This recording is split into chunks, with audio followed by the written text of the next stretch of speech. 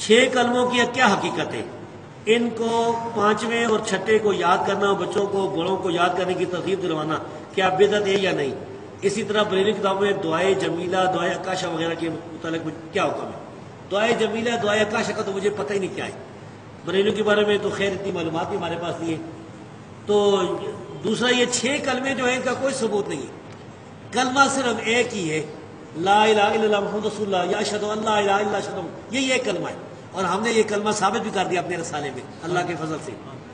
جو اسی وجہ سے میرے استاد حافظ عبد المنان نور پوری حافظ اللہ، انہوں نے مجھے خط بھی لکھا، بڑی خوشی کا اظہار کیا۔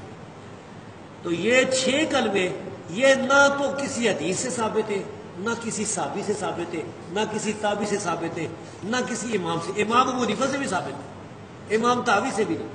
پتہ نہیں چار کلمے تو حدیثوں بخاری مسلم میں موجود ہیں۔ نہیں، وہ تو دعائیں ہیں نا، دعائیں کلمے نہیں ہیں، وہ دعائیں ہیں نا، وہ دعائیں کلمے یہ 6 نہیں ثابت کہ اسلام کے لیے 6 کلمے ہونے چاہیے، یہ دعائیں ہیں، دعائیں تو ہیں۔